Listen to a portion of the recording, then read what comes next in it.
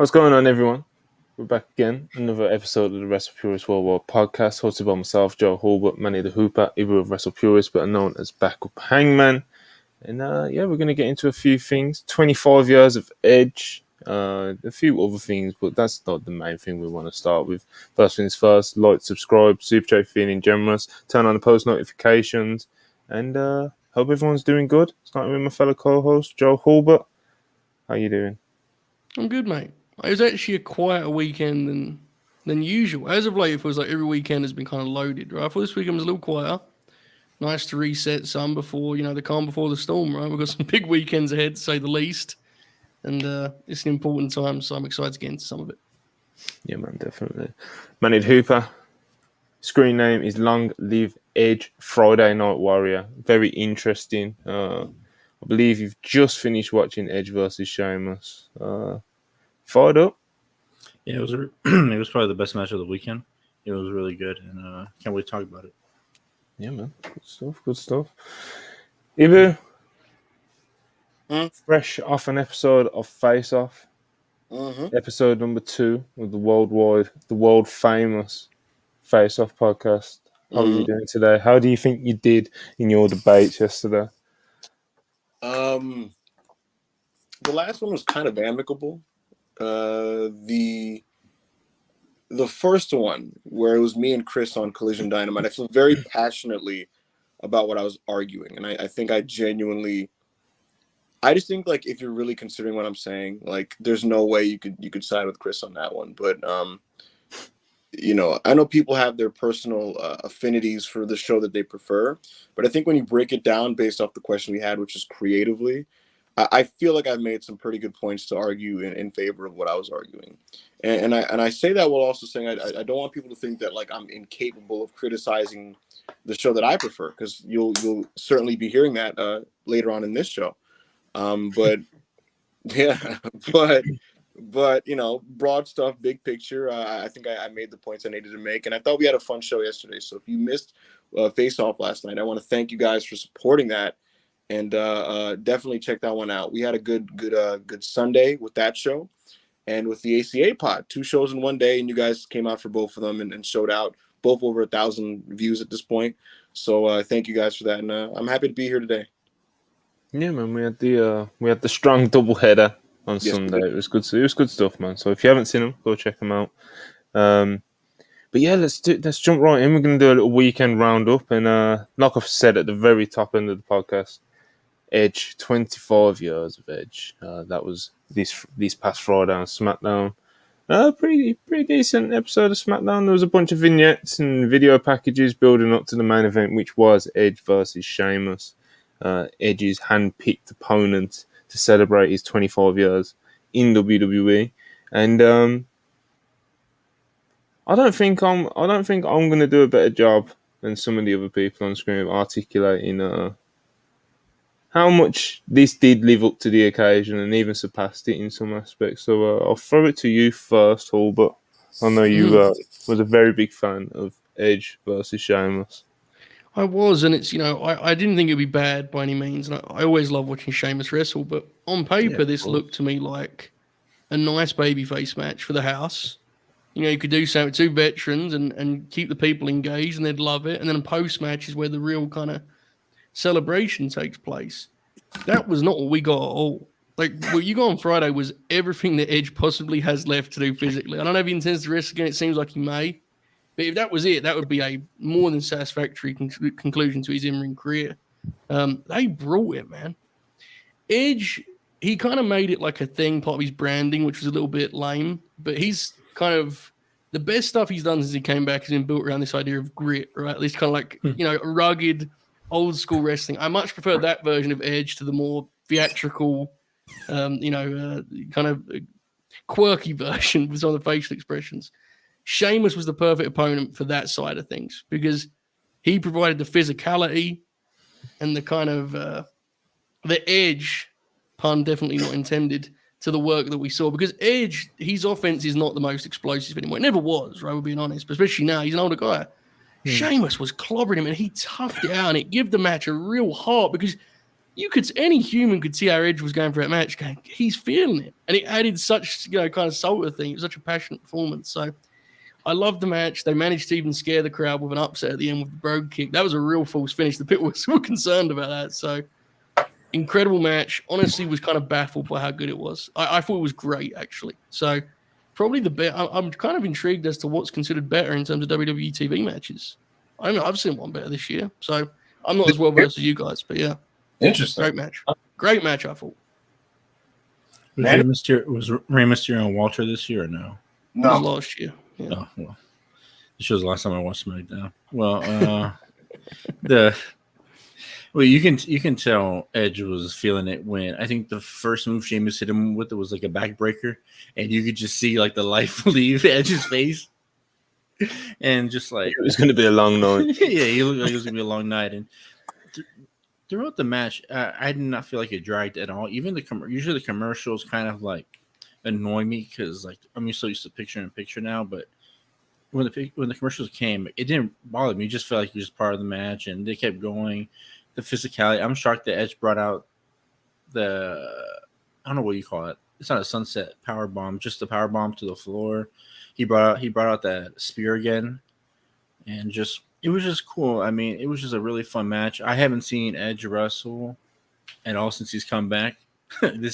Everybody told me he was bad and all that, and I saw this match. It's like, well, I mean, this match was fun. I mean, I don't know about the other ones, but all that and he has a couple other good ones, but people. Yeah, he's got a good, strong handful of nice match. As far as legends returning, and having a run, he's got a pretty respectable collection of good absolutely, matches. Yeah. I just want to say, I don't know about y'all, but just looking back on this weekend, how awesome is it? The two best matches of the weekend involve Edge and Christian. It's just amazing. like these two guys just in two different companies having the matches they had was just phenomenal stuff, and I That's just really can't wait cool. for the future. Yeah, right. And it's not just like it would be impressive at their age anyway, but both of them missed so much time. Right, Edge was gone in 2011 to 2020. Christian was gone 2014 to 2021. I mean, they are serious absences. And while they've both aged differently inside the ropes, they both delivered big this weekend. It's very, very cool. and I don't know if I'm getting this right, but wasn't Sheamus Christian's last match before he had to retire? It was a multi-man match. He may have been in the match, but I think Del Rio was the guy who dished the kick, I think, to the Christian, I believe. But I could be wrong. I was going to say, how cool is that, He wrestles a guy that took out Christian the first time, so, just... I don't know. It's poetic. I mean, just the whole weekend of these two guys and just masterful performances. Listen, when you look at Christian, you look at Edge, and when you look at in other past performances of CM Punk and guys like that, you can take a long layoff from wrestling. What I've learned is that just the realness will never leave you, no matter how long you've been gone. You get in those ropes, and if you're feeling it on the right night and the lights are bright, not to sound like a manny here, but like the real Hooper just comes out alive in you, because it's like, it almost feels like an instinctual thing. It almost feels like just like something overtakes you. It's that music. When you hear that good song, it just takes over you. You just bop your head. You start dancing. That's what goes on out there. You instinctually just go back to what you know about this game, and you play the game how you know it. And I'll say this, Monty, as a former basketball player, what? I'll explain this. As a former basketball player, there'd be times where 5'7". What are you talking about? I'm really not. No, wait, you didn't know that I play basketball, like for teams and stuff? Not professionally in the NBA, but in freaking high school and in college and stuff. The point is, everyone play. Yeah, whatever. No, I mean on a team. Whatever. Besides, that's not the actual point here. It's not Hangman Lord. The point is, playing, right? You get to a point where physically, there's a mode you settle into and get used to when you're trying to give suitable effort night in and night out, while also being aware that you have to preserve yourself for the very next day, right? And when you enter that phase, it's almost like this is what you settle into so that you can recuperate properly, right? And then there's a mode you hit where what I'm about to do is gonna kill me in the morning. Like what I'm about to do in terms of how much I know. I give here. I'm Play bigger basketball. Yes, I go out the amount there. of effort I'm about to give right now. I've seen videos of Manny at the courts. You know what I mean? Like I've seen it. I've not seen people doing niche, bro. Man, I'm telling you, man. Sometimes my body can't do what I used to be able to do, and I go out there and I don't make the shots I used to, but it just comes to you naturally. Yeah, and so the point I'm making is there's also like you could call it like an overdrive mode or whatever. You just know that I'm gonna feel this tomorrow, and I won't be able to do this again tomorrow. And I'm watching Edge, right? And I'm visibly seeing him push past what he can do. I'm visibly seeing him go like, "Fuck it, I'm emptying the tank. I'm emptying the clip. Whatever happens, happens. I'll probably struggle to walk for like 3 days, but I'm gonna take the spear to the floor. I'm gonna do this power bomb. I'm gonna take that superplex. I'm gonna take that freaking Celtic cross, all that stuff. The freaking razor's edge. These are serious bumps that, you know, Mr. Copeland, if he knew he was having to wrestle like for a few more weeks or months, he wouldn't do. But he pushed himself way past what he reasonably could do. You saw from the very beginning of the match that Edge these days struggles with mobility, right? But the fact that he could overcome that to have the match that was as compelling as what we got 2 days ago was just really charming. I said this before, guys. I love old man wrestling. Like something about an old baby face struggling to kind of get around, but you know, riding the crowd and just kind of hitting the big high notes when he needs to. It's so great, man. The selling kind of blends with the reality of the situation, with their fragility. It just makes for really interesting wrestling. And I thought this was when they did the big stuff, it meant a lot. You really felt it. The big moments, you know, really hit well, and I thought it built really nicely. And I don't know if this is the best WWE TV match of the year, but it was certainly one of. And I'm pretty close to the whole picture. I thought this was a great main event. It could easily be someone's sentimental favorite, you know. Right. I haven't seen it with you guys, to be clear. It is worth noting also, you know, we've focused on Edge a lot there, and rightly so. It was his night, but how old is Sheamus now? 45. Oh my goodness! He is going to be wrestling next week. You know, he is going to be making those towns, and he still wrestles this way. I just think he's remarkable. Like his consistency, his reliability inside those ropes. He's only got a couple matches that are in that tippy top kind of tier of you know, classic WWE encounters.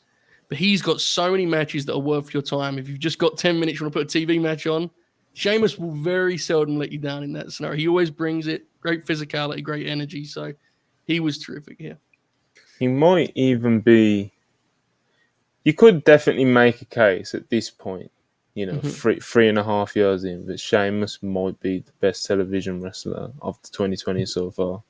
His level of consistency, and when it comes to it, like when he gets the big one, you know, whether it's Drew or Edge or whoever it may be, you know, Gunther, it's you know, he can have the epics as well. So, but as for Edge versus Sheamus, of course, it was a really spirited effort. Though they did not have to go as hard as they did, and you know, he could really, yeah, definitely, and he was like I said, really spirited effort, and I think WWE.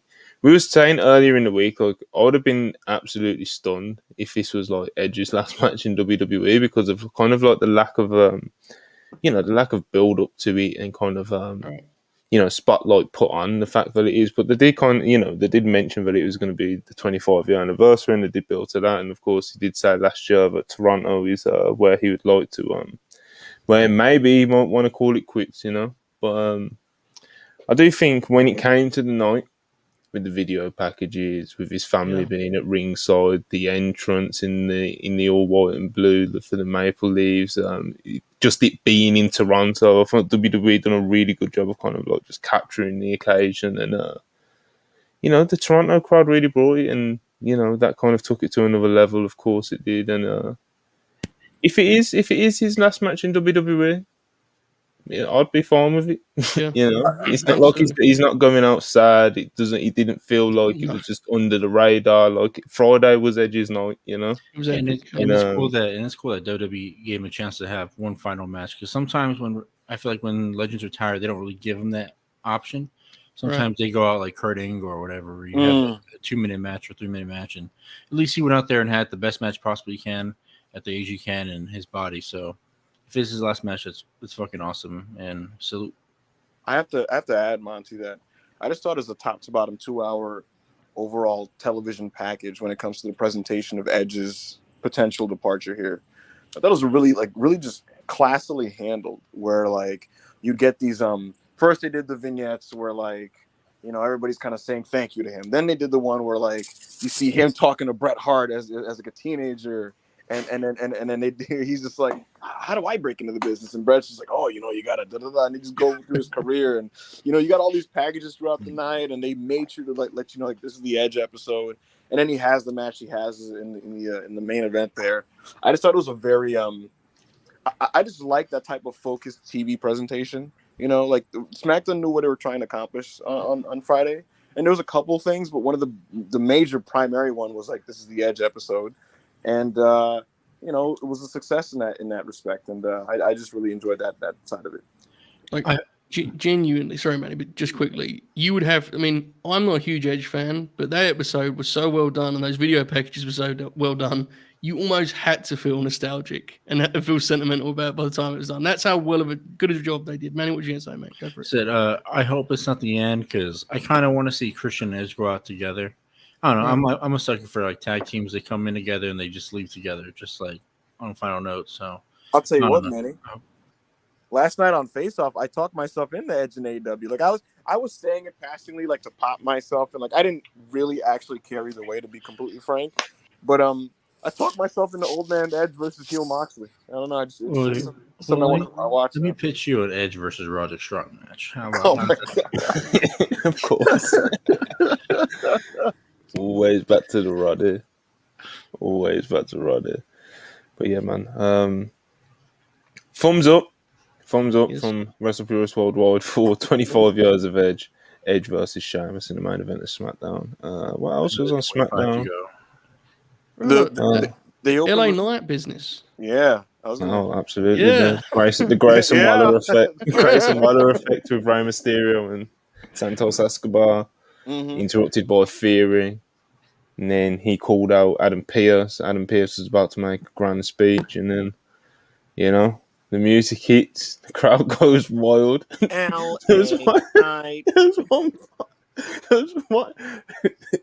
done the crowd shot, there was one fan that was like looking to the sky, like I saw that. Yeah. LA Knight, man. The people absolutely adore this guy, bro. Like they're really onto something. Like the Yen movement is a real thing. I think, like I'm convinced. You know, ride it all the way to Mania. That's my current stance on that. Monty, did you see that the Yeah Movement Twitter page got affiliated with WWEshop.com? Pop. Wow. It was just a fan who made it like as a meme like months ago, and then like he started hashtagging it, and then it started getting like actual like followers and stuff. And now WWE just hit him up like, oh, and just linked. Good for him. He jumped on the movement early, you know. Some people are still deniers, but I'm telling you, the people. What do you think he asked for? Money or tap out gear? What? Both. I'm howling. Yeah, I love you, man. I thought all that was like a good piece of business. Even the Grayson Effect segment, I thought that there was like a lot of sub narratives taking place all at the same time. Like Waller's anti Legends shit that he's been doing since the Edge match and the Cena promo. They had the whole Santos thing where he's just basically like, don't try to stir up nonsense. Like I'm proud of Ray. I love Ray. He's my mentor. The belt's in the LWO. That's all that matters. But you know, there's a decent chance they're building up to a heel turn of some kind, because he did beat Rey Mysterio and that was his title shot. So that's pretty interesting. You could kind of get some decent TV out of that and playing into that. You know, then there's obviously the LA Knight stuff, which is the main thing, which is this guy had a match with Austin Theory that was like so heated. And I'm watching this, and Monty, again, I don't enjoy Austin Theory's wrestling. And LA Knight's he's no Ric Flair, but Bro, he's a solid TV wrestler, man. I'm It's watching like, this. people I are was like, always I was like, people really? are. No. I'm sick of this. I'm sick of the narratives. It's too much, bro. Talk to him, Yeah, Mike. Go for it. people Go ahead. people Yeah, make out like, oh, what's LA Knight's best match? Like he's been put in fucking New Japan main events to have 45-minute classics with Okada. Like, bro, give him a TV match. It's Austin Theory, especially now that he's over. It will give you a solid TV match. Like, It was good. I thought it was he's a good not match. Bryan Danielson out there. that match was good. You know, That match was good. he had a good match with Theory. Yeah. What more do you want from a TV wrestler? You know, fuck. Especially when they're that over. Oh, Not everyone's got to be a 4-star worker, man. It's so dramatic, that stuff. It's like, Then people look, definitely overstate it, like you about to Yeah. get to, I'm sure, Joe. yeah, just it's like so dramatic. Like you think he's terrible in the ring. It's like he's pretty good. Like he's not gonna be making anyone's best of Los Angeles fucking greatest hits or whatever. But he's a good worker. His stuff looks good, and he more looks than like a anything wrestler, else- you know? Yeah, and most importantly, beyond anything else, it's like the people remain into him when they watch him wrestle. They don't die when he starts wrestling, Right. at all. That does not happen. So And They're Joe, they're invested. That's the Yeah. most important thing, I was gonna say, Joe, and there's been past WWE acts that were super over that when the bell rings, they did kind of not care as much. Elias is a great example who he was at one point really over, but they never cared about his wrestling. Right. Like that's just as an example. So that's a real thing. It's a real thing. absolutely, Yeah, they got to roll with it, man. They got to roll with it. absolutely. Like I said, the Yen movement, it's real. Kofi Mania, the Yes movement, whatever ones you want to throw in there. This brother, he's bringing in the numbers, he's selling the merch, he's making the noise in the arena. What other box can he tick? Monty, that like pop-up power slam thing that he does, and he like jumps out of it and lands, and he looks up like he's about to do his version of the people's elbow. I'm like, oh man, this is TV wrestling, And plus, dude, he has me caring about a Miz program in 2023. Like, what? This guy's a And a miracle worker. Theory match Miz program. That's very impressive. This guy's a miracle worker. He does probably have one of the best lines from a promo so far this year as well, in that Miz face to The face. dangerous man one. Spent the past 20 years becoming a dangerous man. See, that's scraps, man. That's what the business is all about, right there. His own dust man. Yeah, because Miz takes You know? a lot of that's a common criticism. Why did it take you so long to get to the big leagues if you're that good? And he's like, I was making myself a dangerous man. And it's like, all right, okay, yeah. All right. Yeah, me and Joe spoke about it a few times. It's just like he just does graps, Like he goes out there and he cuts just a pro wrestling promo, Like it's nothing too intricate or confusing. It's not aiming to. He's got a few catchphrases in there that the crowd can pop along with, Like it's just graps, man. And listen, people have suggested it as a meme, but I have no problem with LA Knight versus Roman Reigns on a pay-per-view. Like between now and Mania, if they decide to do That'd that, be so heated, bro. I do agree, but you have got to be. I mean, obviously, LA Knight shouldn't win. Yeah, But you do have to be careful how you do that finish, because that could be like the ultimate deal where people are just like, oh, fuck this. He's just going to beat every wrestler we like. You have to be slightly careful with that, I think.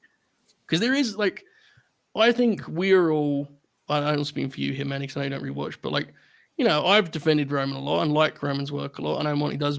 Ibu, you're probably lesser than us, but haven't been like, shitting on his reign or anything. But I do think there's a type of heat that he could get from beating LA Knight that would just be like, oh, enough, and you don't want that necessarily. So, which is a hilarious thing I just said and believe, but that's where we're at right now, folks. Monty, could you imagine an LA Knight Paul Heyman head-to-head promo segment?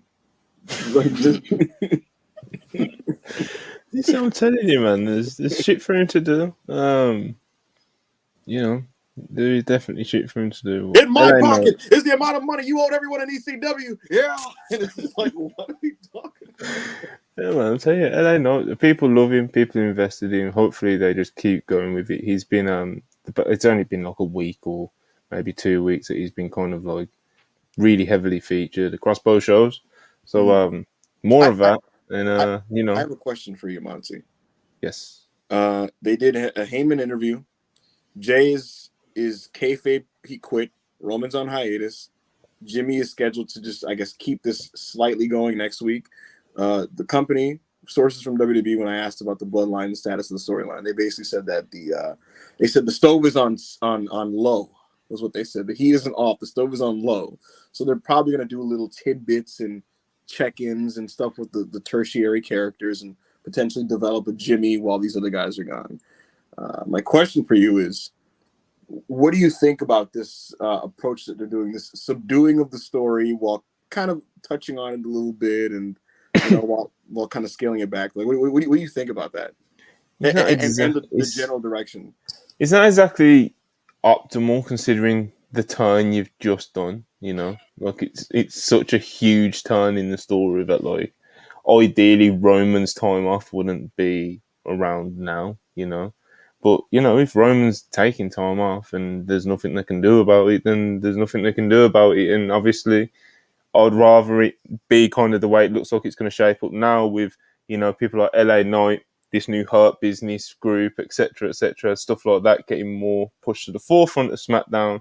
And like you just said, the bloodline kind of, you know, leave the stove on low, you know, let it kind of simmer a little bit in the background, because I don't want them forcing the bloodline stuff if Roman and people aren't there. You know, if the main characters aren't there, I don't want it taking up 40 minutes of TV at the minute, you know, if it's just Jimmy and Paul Heyman, you know, or whatever it is.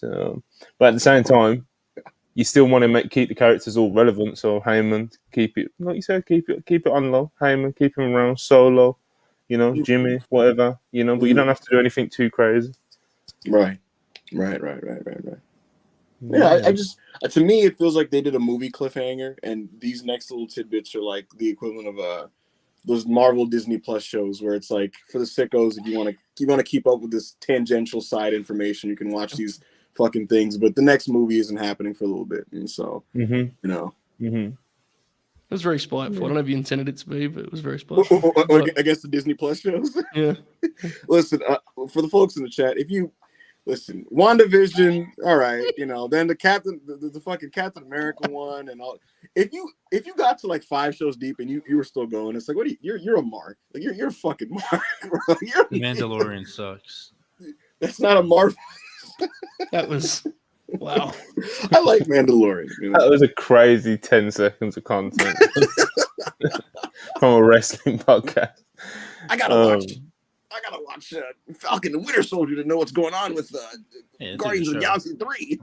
Fuck you. Yeah, speaking of other characters on SmackDown, we got, you know, you okay, Joe? I just knew where that was. All I had to say was just like one sentence to lead it, because I knew what every thought of them shows, and I just had to just feed him a little bit, and away he went. And then Manny gave us that. I was just proud of my handiwork. You put the battery in my back. My bad, bro. What are we going to talk about? Go on. You want to talk about wrestling again? I guess. Oh, no. He's back. He's back. Okay. Yep. Okay. Okay. Street Profits, man. New finisher. Yeah. Linked up with Bobby Lashley. We're all in. I think it's safe to say we're all in on this. Yeah, I like this a lot. I mean, I'm glad to see Bobby having something to do and being back. And Street Profits, who have had an incredible run, and it kind of felt like we're at a natural conclusion as a team. And you know, Montez will be moved over as a singles. Instead, they're going to be repackaged as a team and get a new kind of look, a new vibe, as you said. So I think it's interesting. Friday's match, they worked like a kind of an old school TV sprint with the kind of match you would get on like an 0-1 Raw where everyone just 5 minutes, you know. Yeah, I don't think they even had that, which is crazy. Nowadays, that's like very rare, right, for a match like that. So I'm intrigued how they work. If they are going to be heels, which, as we talked about last week, is kind of up in the air at the minute, who's the heel and who's the... But if they are going to be heels, I'm intrigued how they would work that in a longer tag match. You know, I think they're a really good babyface team. So that's interesting. But as an act, my God, this thing's money. So I'm in for sure. I love how like Bobby Lashley, though, he comes out at the end of the match dressed to the nines, and he just... Did you hear the reaction he got to? Yeah, like the thing. He's so over, man. People love him, you know. Man, Bobby chants, you know. People are suckers for suits and lucha masks. I mean, that's all it is. Real. They've been doing it a couple weeks in a row, Monty. You were like, he just walks out at the end like proud of what he just saw, and he's just like, Yeah. look at these guys, you know, and he's just like hands on their shoulders and shit. Yeah, he's beast, man. Rules. But yeah, SmackDown was a good show. The Edge show, as we've already touched on, obviously it was the last match on his, according to him in interviews anyway, it was the last match on his current WWE deal. The actual deal itself doesn't run out until the end of September. Fightful Select reported over the weekend that many in AEW believe Edge coming in is a real possibility. Those close to him claimed earlier this year that he is not as out there as you'd think. There was a note from WrestleVotes that said sources said he hasn't signed a new deal as of now, and the feeling among creative and others in WWE is that of unknown. So, it seems pretty up in the air at the moment. Yeah. So, I guess we'll see that we won't know until the end of September. At the very earliest. It could be. It might not even be the rest of this year. Who knows what he's going to do? Right. I'm sure everyone's got a different take on it. Well, I don't think anything would be that surprising. Like if you went AEW, it wouldn't be that surprising. If you re-signed with WWE, it wouldn't surprise me either. I think, I guess if you went on New Japan, that would be very surprising. Yeah. But I don't think that's he's getting close to 50 these days. He's got a family. I don't think he's going to be packing his bag for Japan anytime soon. So. Joe and Monty, if Rated R Adam Copeland was dropped into this year's G1, how many wrestlers in that tournament would he have been better than? Oh, probably like how many was in 15? Did you see that lineup? There was 32 people in that tournament, wasn't there? Yeah. Listen, and I was saying to Joe before we went live, Edge shown in that match. Like, you're watching this match, and he's just he's taking these bumps, and he's doing spears to the outside through the ropes and shit, and you're just like, this guy loves this business, Imagine if you threw him in a G1. Imagine how quickly it would be over for him, bless him, So much so, Monty, that like I materially liked Edge more overall after that match. I was like, you know what, man, So he's a beast, if he's retiring, like it's definitely not a bad note to go out on, and I don't think anyone would blame him. He had a career-ending injury. He fought. He was able to come back after however many years it was. 9 years? How long was it? It was 9 years, yeah. Yeah, 9 years, and he was able to come back for a couple years, and he's had some highlights, he's had some lowlights, and he's had a run. He's had a respectable run, So, good for him. Shout out Ed, Absolutely. Shout out Ed. It genuinely feels like there's a chance he doesn't know his decision yet. Like I think internally there's a real chance he's going to just let this thing kind of let the dust settle on this and see how he feels. I really believe that in this case. I think it's very, very possible he goes to AEW, but I do think that he personally may not quite know right now. So we'll see. We will. AEW Collision. Let's talk about AEW Collision. Not a great show. Let's put it very politely. Opened up with CM Punk. He attacked Samoa Joe. Samoa Joe was making entrance to his match. He was dressed as the Golden Vampire, and he hit a very awkward-looking go to sleep on the big man. And he told Joe that he accepts the challenge, and we got the CM Punk versus Samoa Joe. We got the graphic. Very, very happy to see the graphic, but this build, especially this angle as well, it's just I expected better. Expected better. I think it's fair to say. Especially kind of like it was pretty clear, obviously with Collision this week. We thought there was like a lot of pre-tapes and video packages. Like maybe they didn't have all the wrestlers that would have optimally wanted to their disposal. But like you did have CM Punk and Samoa Joe there, and if that was kind of like the best you've got, considering it's been quite a dicey build getting there in the first place, like that's the best you've got. 2 weeks out from Wembley, it was quite. Like I said, it's been quite disappointing. I expected more, but I expected more. I expected better things. I think also with the show so close, and with what you mentioned about what this show looked like, I think it's kind of wild to me they didn't do like more. Like, do that as the open and then have Joe come out later and mess a match up between two guys where the crowd's kind of sitting there going, why is this match happening? And then a minute in, Joe comes down and beats everyone up, grabs a mic, that kind of deal. The idea that was it, I thought was kind of baffling, especially on a show that was so thin on content. I got a lot of issues with the build for this match, and I legitimately feel bad whining about it because I can't believe I'm going to see this match at Wembley, and ultimately that's the mindset I want to be in. It's just like, it's happening. Forget the rest. I'll do the work myself in that regard. But man, Joe feels like if Punk had priorities on the TV show as a character, Joe's like, I'll get to the Samoan at some point. It's like he feel like he's dealing with Ricky, and he challenged for the trios belts last week, and he's the real world's champion, and so on and so forth. And it's just like he hasn't really locked in on kind of promo on Joe seriously at this point. And maybe that's the point. But if that is the point, the announcers could have put that over a lot better than they have. It's just there's not a real sense of urgency. I don't think they've done a great job of painting this picture in terms of how big a deal this is. This is a really special moment in wrestling history. What's about to happen here? This match is like a embodiment of a whole wrestling generation, and they shared those matches in front of so few people, and they're going to do it in front of 80,000 people. It's probably the biggest match of Joe's life. That should be on the TV show. I shouldn't be saying that on Worldwide. You know what I'm saying? So, no. It's disappointing. I can't wait for it, but I think they could have done such a better job with this. Yeah, absolutely. I feel like even if they haven't quite captured, they haven't quite captured what I think it's fair many would have wanted for CM Punk versus Samoa Joe at Wembley Stadium. Yeah, look, to me, I think that in a vacuum, this was actually like a pretty fun angle. It was very, very 80s, 70s pilled. We've seen this type of thing in the past, like a lot of times. I actually think in isolation, it's a fun angle. And I also think it's a fun, cool jumpstart for the episode of Collision. The problem is they haven't properly set the table for this program, as you guys have kind of already explained.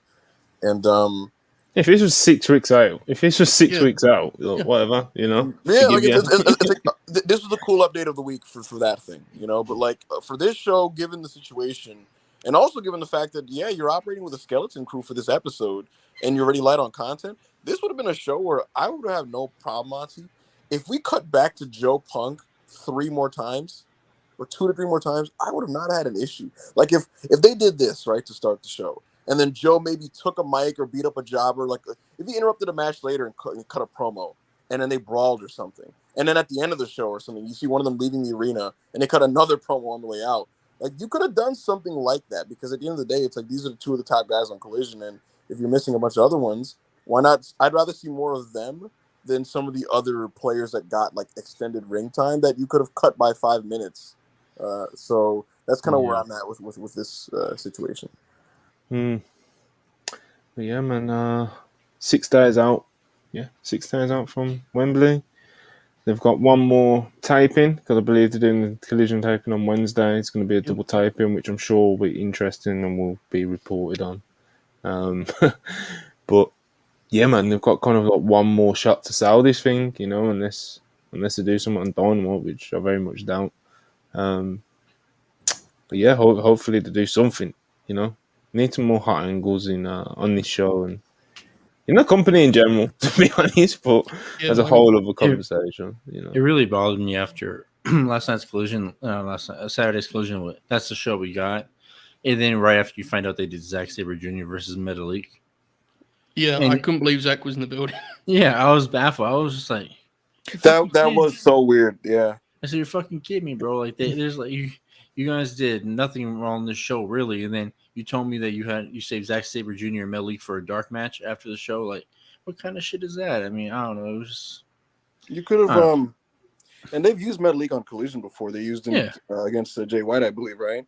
They could have I don't know, Monty. Who's a suitable ZSJ match for TV for Collision, like an actual proper TV match you could do with like someone that like maybe isn't super locked into a program, or that you could do that wouldn't tank the rating, but be like what would you do with them?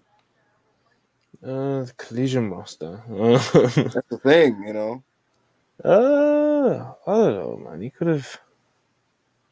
I don't know, man. Was Darius there? Was Andrea? I'd prefer that. Yeah, to what we you're got. putting me on the spot. They've got 100. They've got Imagine- 200 wrestlers. You know. I mean, don't you could think have done Buddy versus Zack Sabre Jr. Or you could To have answer done, you, Joe, those kids usually when they're there, they're used in some respect. There's been Right. weeks of TV where like they weren't even set up, and then if you notice the night of, they announced like, the last second, like, all right, well, Andretti's facing this guy, or like Action and Darius are tagging against these people, so they're very much liked internally as like go to like those kids are just ready to go to do a quick tag type of thing. So my guess, I don't know 100%. My guess is that they weren't there.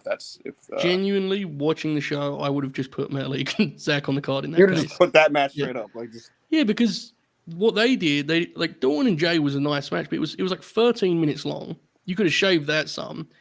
Then they did the Iron Savages deal. That didn't need to be on the show, you know. And they didn't need to go. They didn't go 10 minutes either. That could have all been, you know what I'm saying. You didn't even have to cut anything for that. Like, I think the people would have appreciated just seeing Zach wrestle.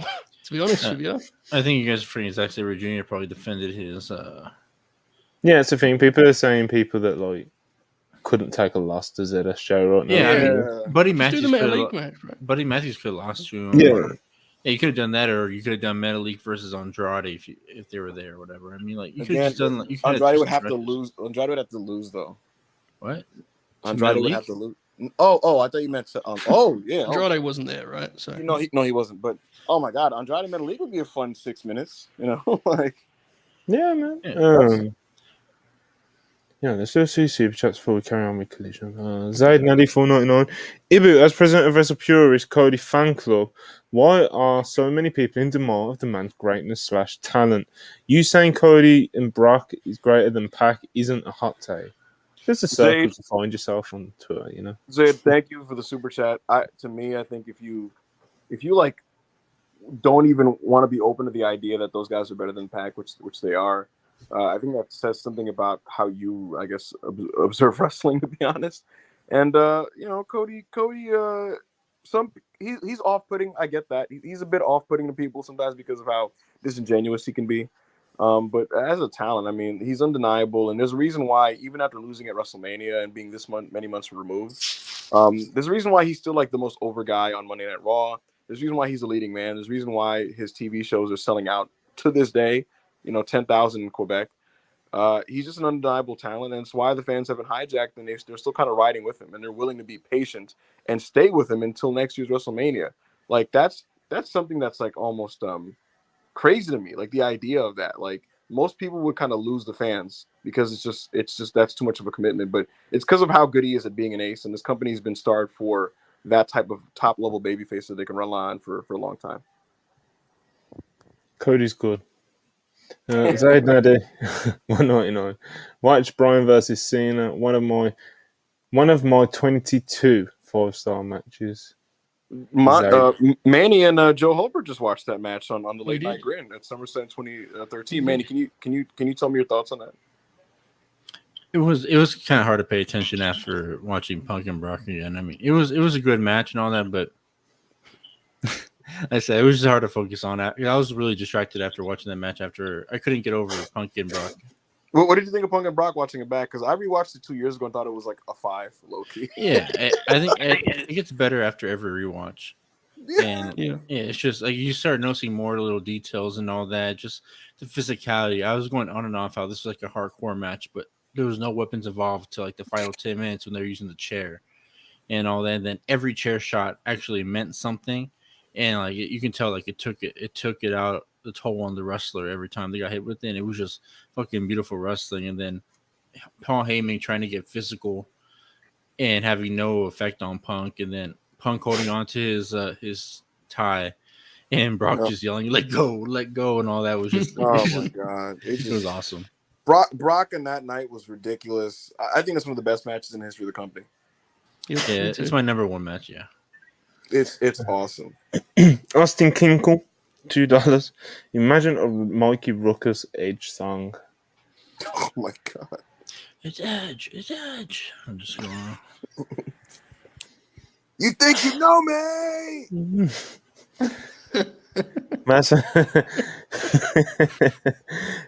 Masan 84 199. Appreciate you. Kawada or Rodman on All Out. They are on Starcast. Unironically, get both. Quad is going to be with Eddie, I think.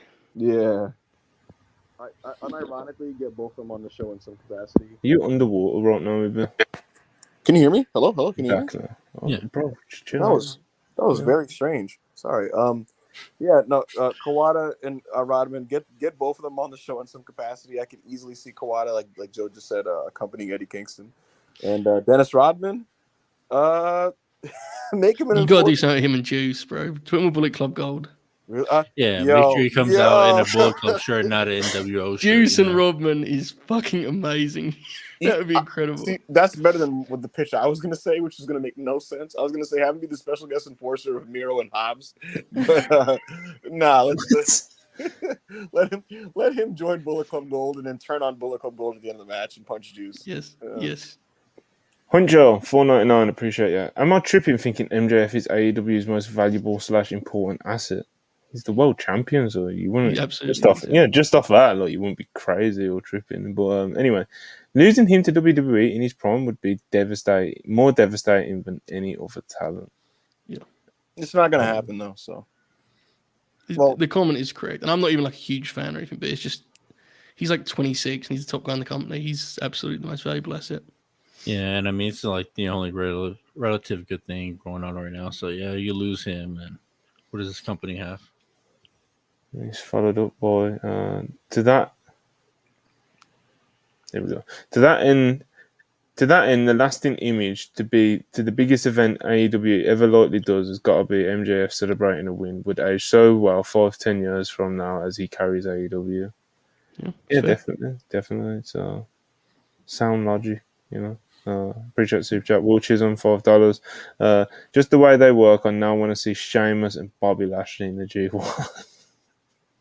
Yo, so Monty, you remember like when they did those like 2 triple threats on SmackDown to like lead for the US title? Mm-hmm.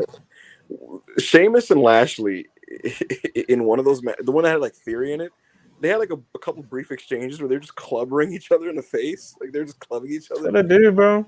I was like, give me a singles match.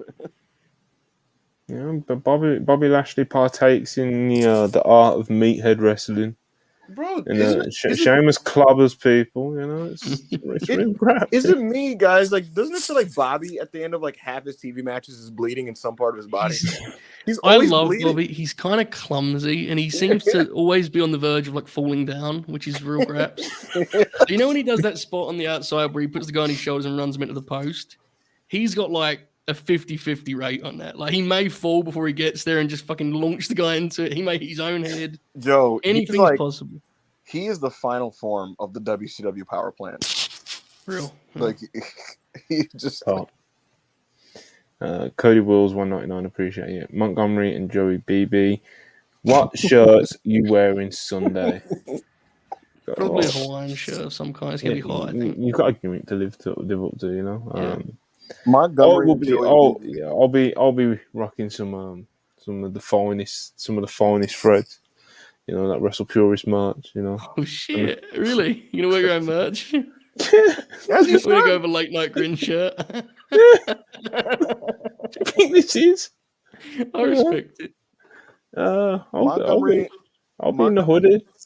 Montgomery and Joey BB sounds like a Joey Bing Bong, man. You know, I was gonna say that sounds like a forgotten 80s musical act that has that one deep cut just like single that like resurfaces in a commercial or something. You know. Absolutely. We Own the Night by Montgomery and Joey BB, and it's a disco track. You know. Kamala, $4.99, appreciate you. Collision roster ain't even bad. It's not. Don't know who's saying it is. The crackhead Booker, just allergic to greatness. Andrade, Miro, Hobbs, House of Black, all being underused. I mean, some of them aren't even at TV, you know. So that's the issue, I think. Yeah. You would hope that's the reason why they were not on television, but the Iron Savages. They ain't sitting in catering. I'll tell you that. No. You know? I will say the idea that is AEW allergic to greatness, I would say sometimes they are. And my biggest point, again, I'm going to keep stressing this, is, you know, Takeshita and Don had that super hot heel promo that was like not followed up on after the second week. No, bro, there's a list, you know. Like that's greatness in your hands right there. You know. So like, sincerely, how does it happen where top guys are not on TV? They're clearly needed on. Like, how does that actually happen? Does anyone know? Have we ever inquired about? Because it's one thing when guys that show up to Dynamite where there's a big squad and they can have a great show anyway, and it's already the lineup's out there. But Collision's lineup came together very late. Yes. And it was very apparent a lot of people wasn't there. And, call it a hot take. I think the show would have benefited from Andrade, Miro, or the House of Black being there. If you want a genuine explanation, what happens is, Collision as a whole it's this new thing that they've come up with as a show that isn't actually like factored into their contracts, in the sense that, talent prior to the show were accustomed to having their weekends off, right? And when Collision was made, there was a feeling internally from many talents of like, oh man, I'm going to lose my Saturdays, and it is seen by like a lot of the roster as like, I'm making a sacrifice to do this show, even though Monty probably doesn't want to hear that shit, because it's like, here's the thing, on their AEW deals, they're not even fulfilling the amount of dates that they're supposed to be doing for what they're being paid, if that makes any sense. I forgot the number. I think it's like 40 or something. And many talents don't do 40 AEW dates in a year. It's something like that. Many of them don't, right? None of them do. Man, this is fucking crazy, man. Aubrey might. Yeah, so let me finish painting this picture. So many of them don't, right? So realistically, if Tony tells you you're doing Saturday, you got to fucking do Saturday, to me, right? But the point is, there's many weeks where talents are trying to get out of Saturday because they just want their Saturday off, right? And because AEW is very lax with giving days off, like frankly, you can ask it for a day off and just get it on many weeks. Many talents take advantage of that and try to opt to send pre-tapes over going to TV. So, I mean, look, if you can do it, God bless. It's not my business, But that is very funny, considering that a lot of the Collision guys no longer have to do Wednesdays. So now they just don't work now. Look, that's insane. That's my thing, man.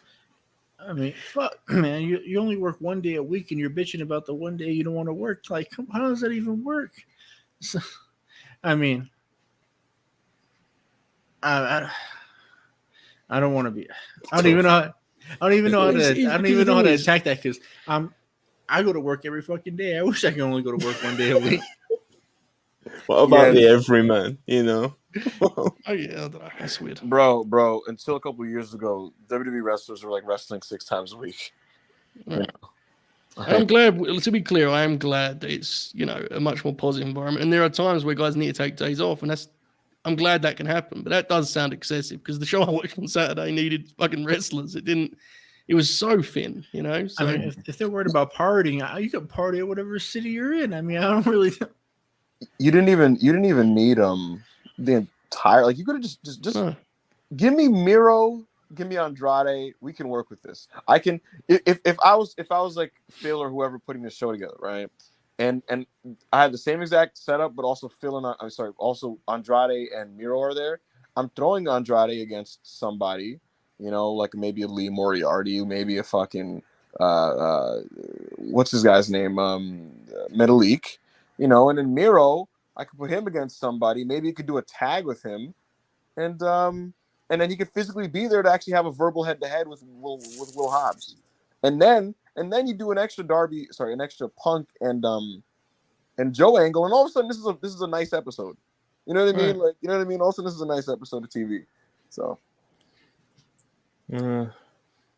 it's tough. It's a whole kind of forums. I was really befuddled. I didn't even know how to respond or what to say without getting people spiteful. Mad. Yeah. Yeah, who cares? Mouse Fan 84, 199. Ibu, gun to the head. Better babyface. Eddie Kingston or Cody Rhodes? It's not that difficult of a question, because Cody, what he's good at is like being the suitable top guy that his promotion needs out of him. Like, that's the role he's filling. But like, just isolated, I think Eddie Kingston's like a more natural, likable, personable, whatever you want to say, like babyface. He's more real, all that type of shit. Which, again, I'm not the guy who like needs to fucking resonate on a human level with someone to enjoy you. But when it comes to that, like, it doesn't get better than Eddie Kingston, like throughout the entire landscape. He's the everyman, and he's so my answer to that is Eddie Kingston. There you have it. Will Chisholm $5. Appreciate that. When it comes to booking, does Tony Khan need a sideman like William Regal or Pat Patterson? There isn't a Pat Patterson around, brother. Regal, he had Regal, but he's gone. And he didn't want to jump involved in creative, it seemed. I feel like Tony maybe should have done everything he could have to try and convince him, though. You know? I don't know, man. If you ask Tony, I'm sure he'll tell you that he's got a lot of productive minds around him, you know? Maybe it's not quite the, what people would say, not the dream team, but like the really solid team that like Vince had around him in like, you know, in the Attitude Era or whatever, Pat Patterson, Jerry Briscoe, etc., etc. But you know, I'm sure Tony's somewhat satisfied with his team. I don't know. What do you think, man? What do you think of this? You know, the creative crew Tony's got around him. They're taking Dynamite for me. I mean, I don't know. Ever since you heard all these names, he's throwing the towel, bro. He's just you ask him shit, and he's just like.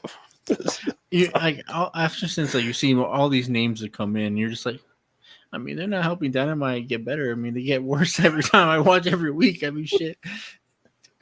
I miss my cage match Tony Khan, bro. I miss my cage match Tony Khan. It's like when Kanye West said, "I miss that old Kanye, not that new Kanye." It's like that's how I feel. I miss that old TK, not this new TK. That's what I miss, man. Just I do think it's fascinating that like AEW had some very real issues that like could have been helped with like some extra guys in the room, and then Tony's made the efforts to remedy that by getting extra guys in the room, and then AEW's just gotten like notably worse as a TV product. Like Dynamite right now is not as good as it was in like February. You know what I mean? And you should have got more cage match freaks. You know, who cares? Honestly, what you're saying sounds crazy, but there was when he was talking about that a lot, there was a run from like, it was like the first 6 weeks of the year where he went berserk with that stuff. And it was like, you had a dragon match, you had the Darby Joe trilogy, you had like, you know, Takeshita Bandito, those guys wrestling somewhat. And it was like, I remember because Manny and I used to do watch alongs. And it was like, there would be like 2 4-star matches on that show every week. It was crazy. It wasn't a perfect show by any means. So I don't want to pretend like, but there was a thing where you could expect a certain in-ring stand, I think has like noticeably fallen off. So there's some truth to it, I think. Yeah, because now you have a show where like the matches aren't as good and it's still not that interesting. So it's like Kamal of $4.99, appreciate you. What am I watching? Looking at Grand Slam sales going from 20 to 10k to 5k is disappointing. AEW post all in feels bleak. Yeah, man, the Arthur Ashe Grand Slam. Is it Arthur Ashe? The Grand Slam being at 5k is like crazy. And it's, you know. I'm telling you, it sucks right now. Everybody sees it, bro. Everybody inside the company, man. I don't know what to I think he got overlooked. I thought he got overlooked last year though, when it dropped from like 21k or whatever they put in it the previous year to like 12. You know, like, I think that was really. But a lot of the kind of like a lot of the fan base was very much like, oh, it's still 12k. You know, it's like, bro, you've lost like 8k in the same market. You know what I mean? Like that's not good. And this dropped to 5k. It's like Jesus. Probably it'll finish at probably what, like 7-8k or something. The thing about it, that's been optimistic. You know, the thing about it, I remember the trend as it was happening. Like, it wasn't even like because the first year, right? Like, it basically blitzed and sold that shit out like within like a weekend, you know. And the 12k one, it was like it was like a decent kind of start that they had to scratch and claw to get to 12. If that makes any sense, like they had to like scratch, claw, paper the thing a little bit. Give some seats out, lower prices, slash prices, change the arrangement, and then they finally were able to scrap together 12. And so this 5, it is eye opening, you know. Will Chisholm $10, appreciate you. Outside of Kyrie, is WWE trying to get other women free agents, or even trying to get women from Stardom since they got William Regal to babyface the company? I don't know what. I'm not sure how far William Regal's fascination with Stardom goes, to be honest. Ibu, you got anything on that? William Regal, one of his things he was signed for was absolutely to make international recruits. He is one of the key people involved in getting Shinsuke Nakamura to Pro Wrestling Noah. He's one of the people he's the primary guy to facilitate Keiji Muto coming over here, and he was supposed to come with Kaito Kiyomiya for WrestleMania weekend, and because Kiyomiya had a concussion, he was replaced by Yoshiki Inamura. But we haven't been able to see a lot of what he would have been doing come to fruition because of the hiring freeze situation, and so as a result, we haven't seen just the dearth of what this was going to entail. But I say all this to say that that's his job, right? And I don't know how deep his Stardom affinity goes. I know that he keeps an eye on it, and he plays a big role in the recruitment. As for the plan going forward with this, beyond Kyrie, I'm honestly not sure. I don't know if they're trying to like poach other people. Like I really don't know, and I think it's all up in the air, to be honest with you, until this merger situation closes. And I think we'll have a clearer indication towards the end of the year. But as of right now, it's just a weird situation because the merger thing hasn't been finalized. But to answer you, it is Regal's position, and that's kind of one of the things he specializes in. And he was a key part in a lot of the Noah stuff with Muto. Greek Foley 499. I feel like AEW is going to continue staying in this constant state of limbo and underwhelming feeling until the Elite Punk do business and bury the hatchet. I mean, that of course would generate an upward swing because of how big of a deal it would be, But I think, say, if that feud kicked off tomorrow, it would be very much papering over the cracks, I think there's just some fundamental issues, and it's kind of something, even though we have actually touched on it as like quite a bit, like just AEW in general and kind of being underwhelming at the moment, despite them being heading into like the most more tickets they've ever sold, heading into a week they've sold more tickets than they've ever sold. So we'll probably get more into it on Thursday, I'd imagine. Like after the last, because like Dynamite will be like like I know they got Collision, but Dynamite is the A show, and that will be like their last real, push heavy swing, swing for Wembley, and that's where we can really break down and criticize or praise certain parts of the build, and kind of because it is very much an indication of where we're at with AEW at the moment. Because this is their mania, apparently. Can I challenge you on something, Monty? Go on. I disagree with you.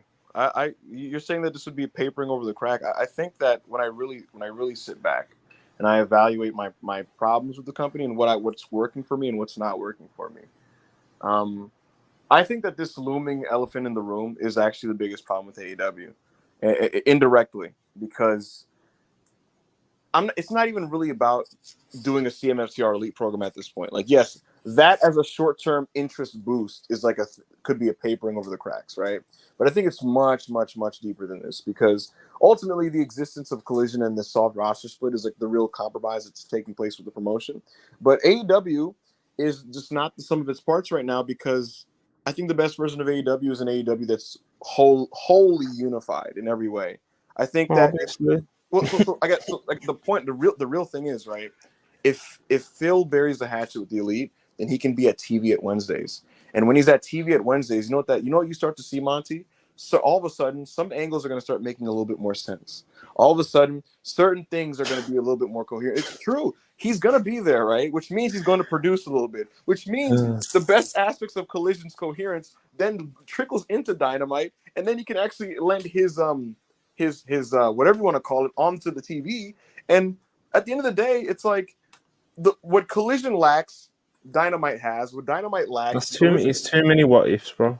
It's not. It's like, I don't know. I also, the other issue is that's too many what ifs. Like, it's like, if Punk jumps back in and does this and he does this and he does this and he's able to do it, it's too many what ifs, bro. Like, the thing is, it's not an if, because the point is, if he's at TV, no.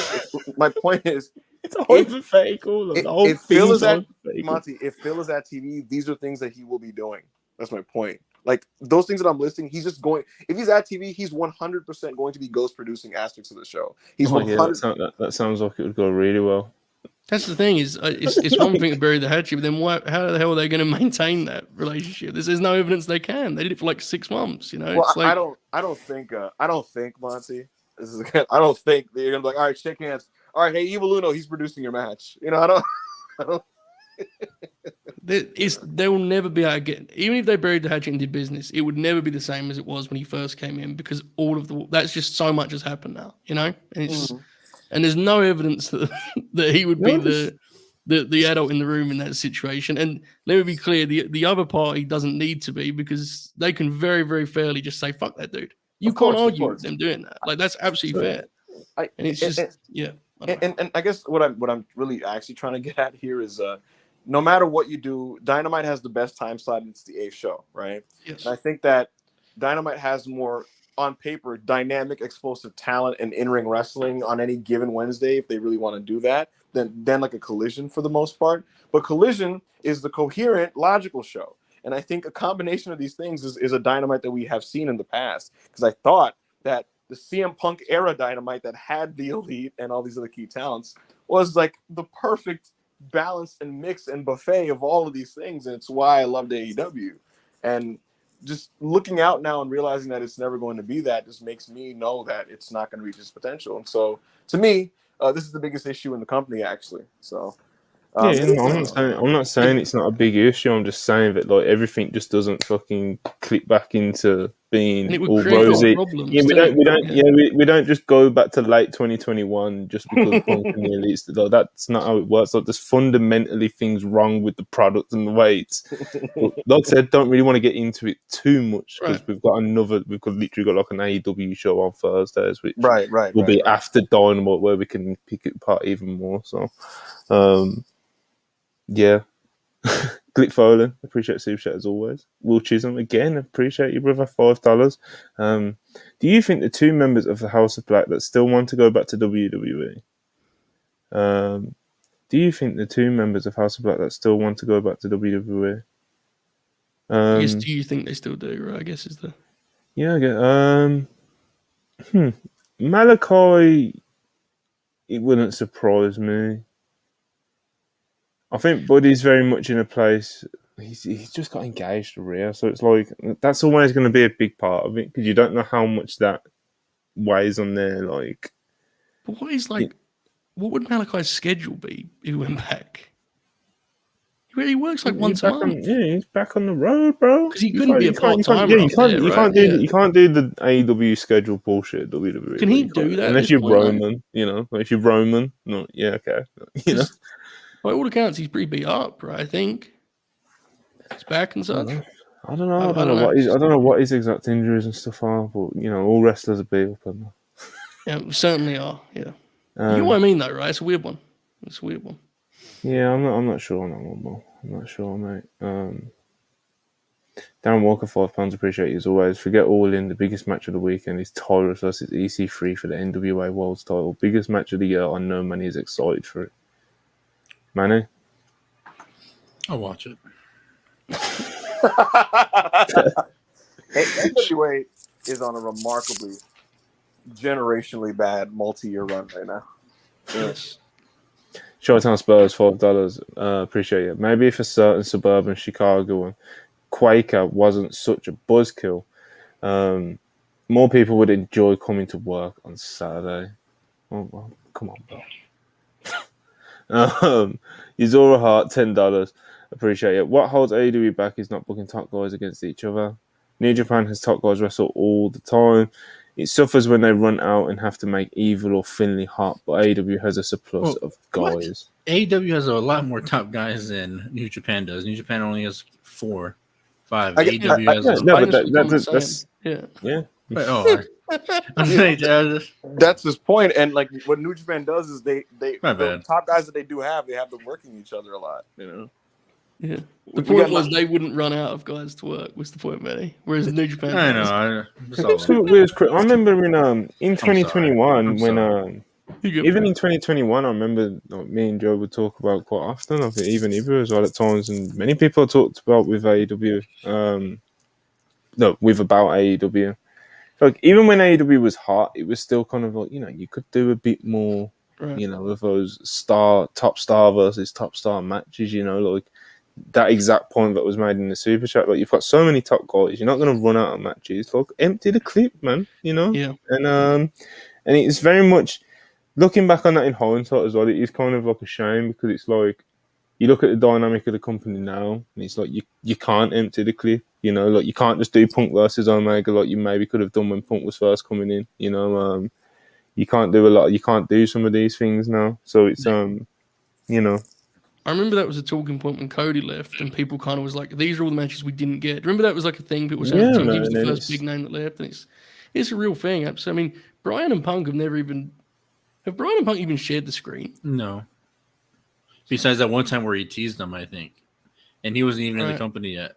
And like I still bring up the one that comes to my head is like what? I don't know if that means that. I don't know if they shared the screen if he wasn't there, man. Whatever. You're fine. Carry on, bro. I still think the biggest crime of this was like Kenny Omega and Eddie Kingston. I always say like they feuded and they never interacted. And then the most recent examples Andrade, Malachi, or Hangman and Claudio or whoever was in that faction. Like, we didn't get any interactions, any singles interactions. That to me just like irritates me or bugs me. Like, what are we even doing here, bro? Like, this stop on Andrade Malachi for a moment, because we often credit Collision as the logical show. They stole his mask. He got it back, and Malachi at no point prevented this from happening. Malachi just had it back. That's the end of it. He's finished. He's got his mask back. Like, Malachi never wrestled him. He was never out there for the ladder match. Andrade won the ladder match against Buddy, and that was the end of that. Malachi never even... Was he upset that he got the mask back? Did he care about the mask to begin with? I don't know. He's worried about Billy Gunn. Yeah, he's worried about him, and I thought that was done. So... What can you do? It's a mess. Like, that's just... I don't know. AEW is... We never got Keith and Swerve. We never... Bro, it's... I'm trying really hard not to be spiteful right now. Thursday, you know, just any notes you want me to make on Thursday, you know. Ibu, just throw me some notes, you know. I might have to pull a Holbert on my end, Joe. And you did your solo stream, you know. God, fuck my voice up, man. That's why I sound like this now. I got fired up. I didn't even. I got 20 minutes in, you know. So. It was good stuff. Yeah, so Collision, just last few things. Hobbs versus Miro is official for All Out.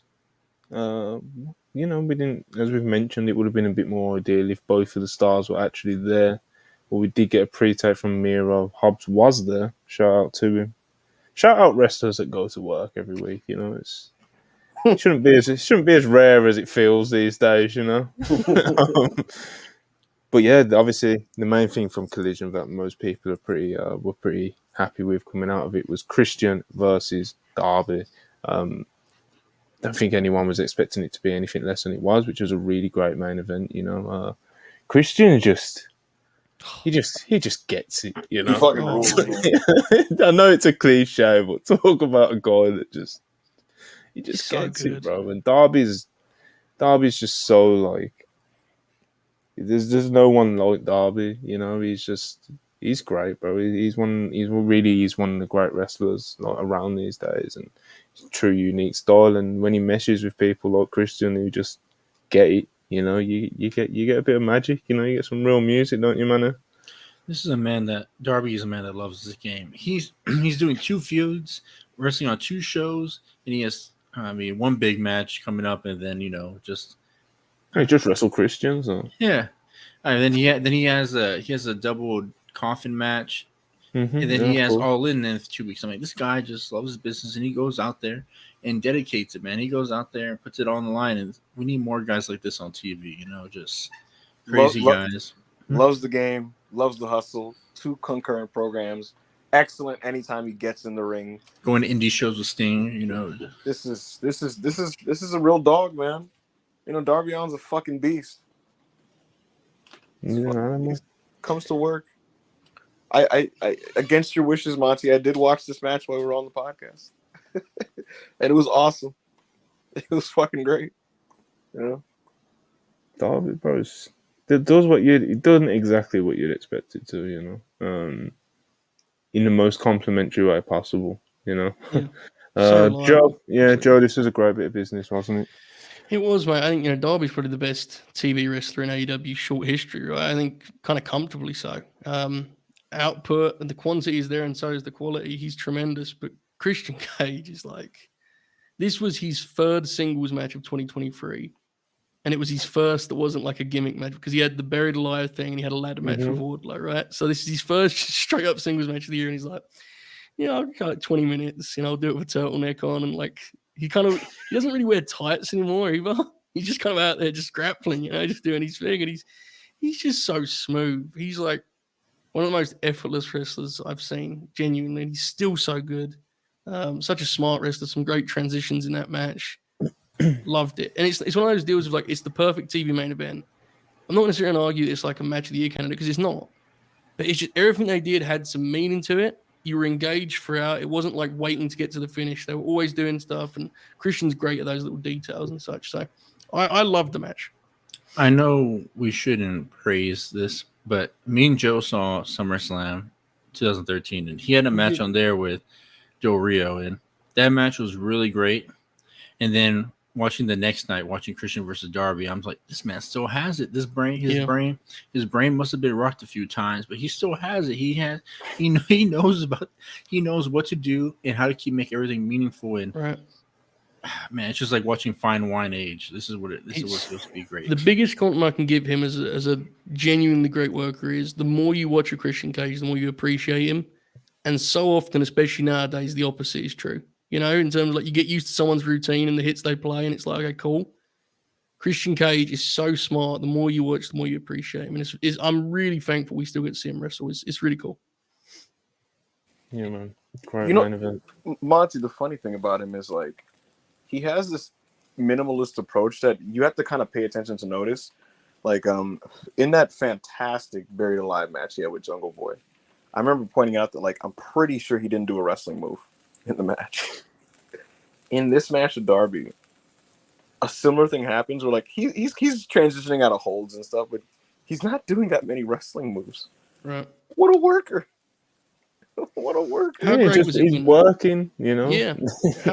How great was it when Darby was out wrestling him? So he started throwing him like punches to the ribs, roughing Darby up because he was upset he couldn't out wrestle him on the mat, and then Darby weathered that storm and instead he just started muscling around and working like a big man because Darby, the size advantage.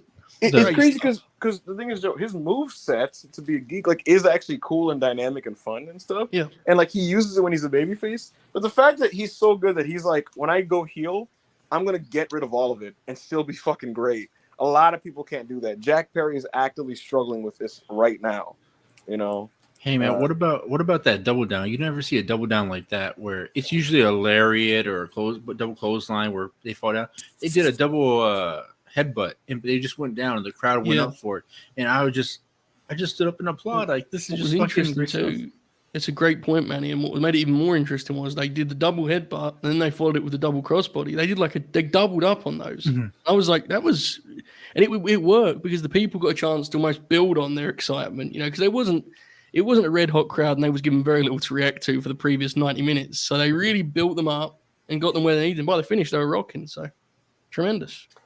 Yeah, two really good main events on Friday and Saturday with SmackDown and Collision. So taking the positives, Edge and Christian show. As Joe titled his weekly match guide this week. Go and check that out on the WrestlePurists website. Yeah, you're an artist, mate. You're an artist. A few super chats though.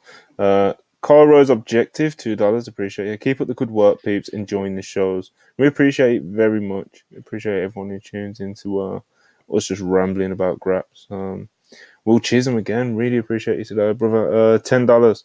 It feels like when Cody left AEW, something happened with the locker room. It felt like Cody would listen to the wrestlers, but it is crazy all this stuff happens after he left, or is it just me?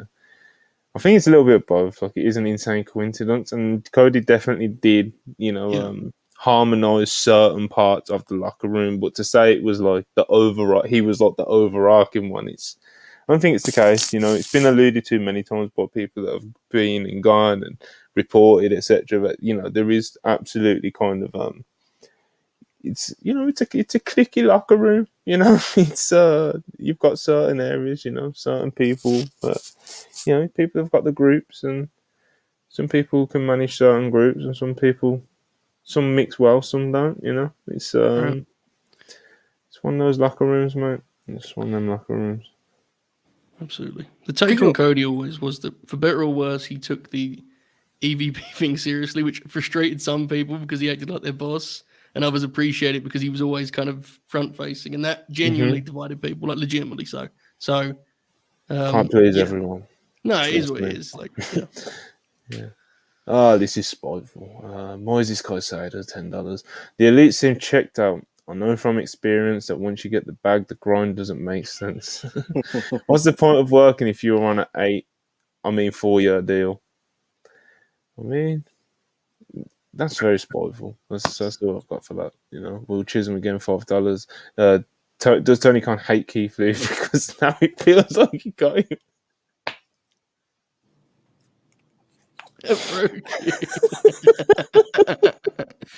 Just that as the lead of the chat is like. Does Tony Khan hate Keith Lee because now it feels like he got him because Triple H liked Keith? I mean, no comment. All I got to say about that is it does increasingly seem like Keith Lee is not. He's out of favor. Yeah, it appears that way, I guess. AT199, appreciate it. How long till AEW's out of business? No. It's in, they'll get the TV deal, and obviously they're not that'll gonna die. Wembley's my finale, season finale. The beginning of the end.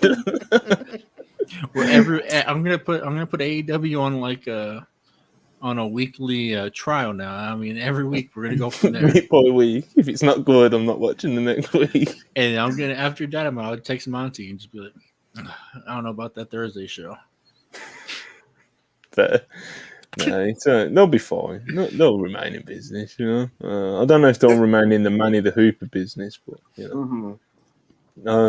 Will Chisholm, $10. But they're in they're in no danger of ceasing to exist. Will Chisholm, $10. Do y'all know who books the women's division? Did Kenny Omega have any say, or is it just Tony Khan? And does Tony Khan believe he's booking the women great, or is he worried about Britt? Why would he be worried about Britt? It's not like it's not like she's the world champion at the moment. There's other reasons to worry about Britt. I'll be worried about Britt. Yeah. The only thing I can really comment on this is that Kenny Omega is not booking the women's division right now, and he hasn't for a little bit. It's just Tony and his team that we alluded to earlier. It's do they think they're doing a great job of it? I believe that the Shida title change was them trying to be like, let's get this shit, start fresh sort of thing, and we'll see how that goes. It's still very fresh, but first defense versus Anna Jay in the women's tournament to decide the title match at Wembley doesn't exactly fill me with a bunch of optimism, but it's still very early, so they're getting the benefit of the doubt for now. Cara's objective, $5. TK is just odd lately with the booking. How some guys are just kept off TV to cool down is wild. Andrade again is a prime example. Purposeful. It's very much a lot of it does center around like what Ibu was breaking down earlier, man, about people. Andrade was not there this past week, bro. So it's fundamentally that there needs to be kind of some. Obviously a big selling point for Tony Khan and AEW is the schedule. We're a lot more laid back. You only have to come into work once, maybe twice a week if there's a pay-per-view, you know what I mean? And that's a huge selling point to, your television wrestlers, But I think there is a middle ground to be found. Like, obviously, WWE, you go out and you're sitting in catering if you're not being used, But I think there should be... Again, there's a happier middle ground to find. It seems like AEW is kind of leaning in too relaxed when it comes to getting people to come to the show. So, it feels, Monty, like You're asking wrestlers, can you please wrestle on my TV show when you pay them to do that? Yeah, it's a crazy dynamic. It's like It really. Go on, man. No, I was gonna say it really annoys me when that stuff happens and you have for example, Emmy Sakura begging to be on TV every week or whatever. She's crying on stream, and I'm just like, see, where's this level of passion across the board? She can't even be on TV. She's over here crying that she's not. I mean, I just wish people that like guys. Yes. She has. I think she has maybe 6 out of the top 10 matches of women's cage match, and she doesn't even get used. And I mean, fuck, man, what are we doing? Yeah, trust the process for $4.99. I agree with you. Punk Elite is the root for most issues. Until they work, plus move on. The intra-tribalism with the talent and fans is the elephant in the room. What if will continue? Roster plus booking also won't be maximized. Yeah, I think we all agree with that. It's more. Yeah, we all agree it's the biggest issue. I think he's an elephant in the room. What issues would then emerge once you fix that one? Because it would not just be like, we're all good. Let's move on. Everyone's friends. It would be. It's very obvious. It would go some way. There's still fundamental. Who's handling what afterwards? And so the issue we just touched on, just because Punk and the Elite make up, doesn't mean everyone's going to start coming to work every week. Do you know what I mean? Like there's issues that don't even really have anything to do with Punk and the Elite, but the comment is right. It's just it's the biggest issue, and things would absolutely be dramatically better if that was rectified. But not everything would be better. Was my point I made earlier on. The other trend that's been established, Monty, is according to talent that I've spoken to within the promotion, like there's always been, because this is not rocket science. There's always been people that don't like other people in the company from the beginning, right? But this precedent wasn't established until now, where it's like, actually I prefer to be here because I don't like this guy, and I don't want to work on these days because of that guy, and so now there's all these little small divisions and concessions being made towards towns because of their like petty dislikes of people, like that, just on like a broad level now. And like before, it was just like, okay, you keep that to yourself and just go to work. Like that's just kind of how it was. There's a lot of that. There's a lot of there's a lot of everything. That's kind of my point. Is like there's so many there's fundamental issues and there's little niggly issues, and then there's the big overarching elephant in the room that we've obviously talked about with Punk and the Elite. There's a million things, and they've got 5 hours of TV every week to film. So you might get the old Dynamite back, but Collision and Rampage might fucking Rampage is. I'll tell you what, Rampage is back. Past couple of weeks, we've had some decent matches. It's the best show they do now. For the last 2 weeks. I'll tell you what. Luchas running out there, I'll tell you what. Rampagers. I'll happily sacrifice the other 2 shows if we could get everybody back on one spot and make Dynamite like legitimately 2021 level. Like, give me. Genuinely, if we got Dynamite back to that level, like I'm like, you can't sacrifice the other team. Yeah, you can. Why can't you have both? Why can't you just have both? Fuck. Look, Monty, right now, if I presented you a blue pill, right, that said Punk and the Elite are on the same page, Punk does Wednesdays, Dynamite is incredible, Collision is kind of mid, and Rampage is bad. That's option A. Or option B, continuing on this current trend. What are you choosing? Well, depending, because the current trend is that Collision has not been good the past 2 weeks. Mm-hmm. But look, it hasn't been good. Dynamite's a mess, and Rampage has a cool lucha match every week. That's the trend. Yeah, we're fucked. Another thing I would add on this: if you ain't the leader or Punk, you shouldn't be demanding. You can't work a day. Like, come on, who do you think you are? Like, I don't think they should be able to. Right, unless you're Roman Reigns. Yeah, no, I know, but I mean, these are like the top guys in their company. Somebody like I'm just gonna throw a name out there. QT can't be saying like, "Fuck, I don't want to work Wednesdays because I don't like the Elite." Like, fuck off, bro. You're QT. You're gonna work Wednesday, and I tell you. Probably the wrong name because at least they because he's at every TV. Like, he's at at least. To Manny's point, at least those guys have like an actual conflict though too, right? It's not just like, oh, this guy's a dick. It's like, no, at least there's actually something there. I mean, some of these dudes need to just going to the show Tony wants them on, honestly, but whatever. Yeah, man. Showtime Spurs $2. Will maybe stop watching, bro. Oh my god, Super Chat Wars. Super Chat Wars. Nah, but when people are giving people care about the quality of the products that they're invested in, and there's nothing wrong with them Let's see how critiquing it much we and can run it up. wanting better, you know. I'll tell Manny you what. just said what I was Instigate. thinking. Yeah. Wait, what did Manny say? How much can we run it up? No, I was gonna say the thing. Yeah, that's the thing about it, Monty. Like, there's a lot of wrestling that I think is bad, but like I don't post about it or vent about it because I don't care about it. You know, like I know for me personally, like I don't like that criticism only because like I'm only saying these things because I like deeply care about AEW, and I know the potential it can be at. And I also know that like whining can be grating, and I try to be constructive when I make my criticisms, personally speaking. But I just know that like I'm vocal about it because I really, really care. Yeah, it's like people, people. That's why they're voicing it, because they're invested and they actively want it to be the best that they think it can be. You know, it's not. You know, it's like AEW just isn't where we've seen it. You know, it's not at the heights we've seen it in the past. So Just where it should be, man. Full stop. You know, like I did a show last night. I never do that like rant shit. It's just not my deal. But last night I went It's on good when just you do basically it, though. yeah, because it's like I have to be totally honest, and it's kind of embarrassing to say, but it shows I care. I guess I don't know what the fucking best way to spin it is, but Collision like bummed me out.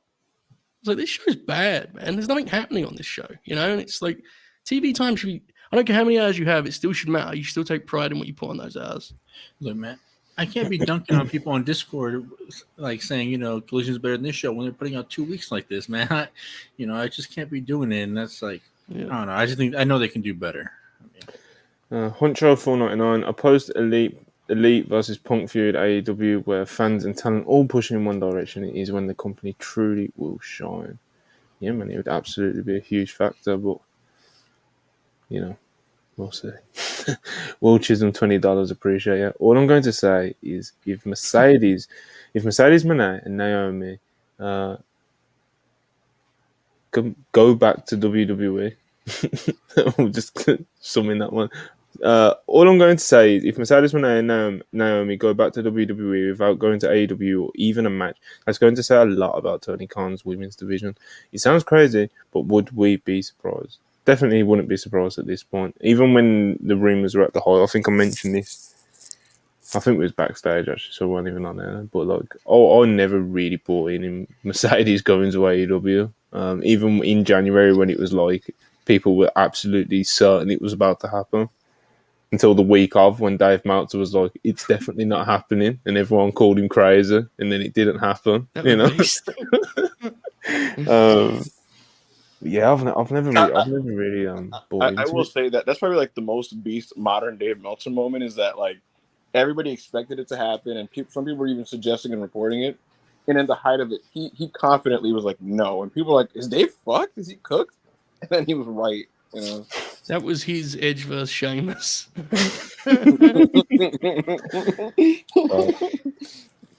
He did a Spirit of the Outside on that one, But yeah, man, Mercedes and Naomi Trinity, they're two big names, bro, and they have legitimate followings, and they definitely would help any women's division that both of them would be a part of. So, it's hard to speak on Tony Khan's efforts to try and bring them in, or their interest, if that would even be something they'd be interested in. But definitely it will be seen as, I guess, in hindsight, as a missed opportunity to know that they left WWE with free agents, etc., and something weren't figured out with the quote unquote alternative company, So yeah, man. Shout out Mercedes and Trinity, though. Will Chisholm, $5 again. Does WWE locker room have this much drama, or are they good at keeping it on the low? Outside of Seth bitching about Cody and Roman in interviews, somewhere in the middle, like, there's definitely drama. But the way that it gets out to like the public through AEW is like kind of crazy, Even if we are some of the people that like hear about it, But it's like, I will say that they are loosening up in that regard. Since Vince has not been a TV, their guys are a lot more happy to say stuff publicly in interviews, and that's been a noticeable shift. Sheamus, Sheamus is at a point. That's just a name a couple. Well, you've never seen Sheamus more happier when he's taking pictures of Claudio, so maybe he's Yeah, Sheamus he's just Sheamus. He's gonna come over and work on a He's club. popping himself. Hey, I'm just saying Claudio and Sheamus for the Ring of Honor World title. Cody Wills 199. Appreciate you. In more positive news, Gable versus Gunther tonight. Absolutely, that'll be. Hell yeah. I'm not There's a lot expecting to the be- cleanest of. I'm not expecting the neatest tied up bow finish. It's probably going to be something to extend the story a bit more. But what we get in the lead up to that is going to be, it's Gable and Gunther, bro. We've had our gripes and we've had our criticisms. There's a lot to be fired up about in professional wrestling in general. For all of our criticisms, they're running Wembley Stadium this Sunday. Like, there's a lot to look forward to. I do think that it's always important to stress. It can be a lot worse, and it has been a lot worse previously. I don't take for granted the way wrestling is. I just want it to be a touch better especially on one side that I'm more passionate about. So it is important to note these things, certainly. Yeah, and on that point, it's been a record-breaking weekend for ticket sales. AEW All In. Where is it? It's past the magic number, which was the WrestleMania 32 in Texas, 80,709 attendance number of people that passed through the turnstiles. Just to be specific about that, that's the police number. That was I think per WrestleTix, AEW All In at Wembley Stadium has now surpassed that. I'm just finding the number now. Where is it? Yeah, 80,846 was the last ticket distributed update from WrestleTix. Like I said, more than the 80,709 turnstile number set by WWE at WrestleMania 32 in Texas. Although that doesn't necessarily reflect the number of tickets that they sold for that event. I believe the financial report number was anything between like 79 and 85k or something like that. But that's the police number, 80,709. That's one record that AEW has surpassed. Shout out to them. And WWE announced today that they beat their all-time gate record in one day with the WrestleMania 40 ticket drop. Previous record was set by WrestleMania 39 in LA this year at the SoFi Stadium, $21.6 million gate. Mania 40 taking place at Lincoln Financial Field in Philadelphia. Sold 90,000 tickets when tickets went on sale last week. WWE were very much advertising this that they sold 70k tickets in one day, but there was no 90k tickets in one day. Yeah. But it was there was like a week of pre-sale. There was a week of pre-sale. This was also pointed out by WrestleTix. There was a week of pre-sales. They sold the majority of the tickets by midweek and not 90,000 on Friday. But, on the first day of general release, they hit 90k tickets over the 2 nights. So, yeah, man, it's going to be a huge gate, I'd assume. I assume the prices are crazy because these big events' prices are ridiculous. And I think someone mentioned earlier in the chat about Arthur Ashe was talking about the ticket sales only being 5k, but apparently the ticket prices have like doubled. Which doesn't make any sense because there's less demand. So how are you? But whatever. No, it's not. Joe was saying wrestling is in a very healthy spot at the minute. There's big stuff going on, and there's just a few creative issues. It's staggering though. Seriously, right? Like the house that we're going to see on Sunday. If you'd have told us that, surreal. If you'd have told us even 3 years ago that anyone but WWE could produce that, would have been staggering. Go beyond that. The idea of a national promotion emerging was like, like a pie in the sky thing. So it's an incredible achievement. Seriously, I mean, it is remarkable. I can't wait to be there. I remember when All In, the first one, was announced, and they were running what was it? The freaking Chicago. Now Arena, was it? Now Arena. I think it used to be called the Sears Center. I want to say. Yes. Yeah. Bro, they're not selling 10,000 fucking tickets. They'll get like 4. Like, I swear to God, I was like, they're not getting 10. They got 10, and I was like, what? They ran out their ass, and I'm like, they're gonna get like maybe 10, 11, 12, 13, 14, 22 in that bitch. They run Wembley, and I'm on record famously for predicting 35. Mm-hmm. Then they blow past 75. You said Manny says 70 or 75, and I'm like, he's insane. I'm laughing at him. and they're at 80. The blow past it. It's wild, man. And to your point about the first All In, people forget what the alternatives were doing at that time. Like Ring of Honor was the lead alternative in states, and they would be happy with 1,000, 2,000 people. That'd be a hell of a house for them. I thought we were talking about product quality because I was gonna say that because it fucking sucks. Oh yeah, that goes without saying. But Ring of Honor fucking sucks. But like Impact, that was when Impact was on Pop, I think. Yeah, and that was when they were on Pop TV. Bro, it was good. The only good American wrestling was NXT. Well, True, yeah. This was the only good American wrestling. Oh man, I got the number right, and I couldn't even get flown out. I'm just saying. What other nights do I want to touch on? What else have we got here? I mean, John Cena's coming back, Oh, let's do it. I'm sure our audience followed up for. So Fightful Select reported earlier that there's discussions within AEW of working with Mariah May. Those that don't know, Mariah May is, she's one of us all, but she's a Brit, and she's she's been in the business for 4 or 5 years maybe. She's currently over in Japan working the 5-star GP. I think she recently held the Goddesses of Stardom tag titles with Mina Shirakawa, and her recent Stardom run, what she's been doing over there, has been getting over very well with a lot of people. She's made a very good account of herself. Most recently, she had a really good match with Julia. Yep. So, she's definitely on an upward trajectory. People in the business think very highly of her, and it doesn't surprise me that AEW are reportedly very interested in her. It seems so. Yeah, man, Mariah May. Maybe she could add something different to this women's division. We'll see what happens. Ibu, you got anything that you'd like to add on this one?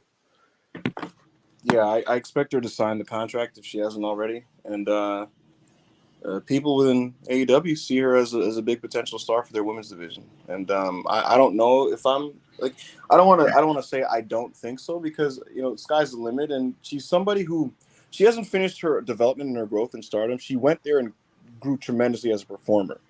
She wasn't seen as much of a wrestler before when she was on the independents, right? And she goes to Japan and is more than able to hold her own, and she's kind of expanded on her presentation and all of that. And sometimes I get concerned when someone's still in that phase and they kind of get plucked out and have to now be on TV. Like I prefer if they finish it up, But yeah, who knows? Like, for all we know, she goes out on TV and she's a natural and she means a lot for what they do and she gets over. And we'll see. We'll certainly see. I'm not gonna poo-poo it and act like it's not possible. I hope it means a lot for the division. I hope it's not just a person who's just existing on the roster. I hope she actually has an impact, and that remains to be seen. Yeah, there's definitely something there. It's just we'll see what they can, what sort of juice they can squeeze out of it. If she does sign a contract with AEW, of course, that would be a great opportunity for her because national television, it's a different level. It's great. It's great being able to make a good account for yourself in Stardom, especially a company like Stardom. If you can get yourself over as being like a competent worker over there, then you should, in theory, be able to work anywhere. In the ropes at least. But of course, TV, there's a lot more aspects to it. Monty, we've seen it with B. Priestley. Just to make like one example. There you go. There you have it. Jamie Hader. Jamie took a while to transition, But yeah, I think we can wrap up. We got to do a couple of super chats and we'll wrap up. Half £4.99. Appreciate it. I love AEW, but I don't got no urge to watch it for the first time as a fan. I'm considering a September long break. Yeah. Being at All In will probably change my energy, but man, it's It's been a lot of that sentiment, to be fair. Like when I did the show yesterday, a lot of people in the chat were saying the same thing or reached out to me and said the same thing. And it's a shame because this week should be a victory lap for them, really. And it is still in a lot of ways. Let's be real. I mean, they're still doing the show.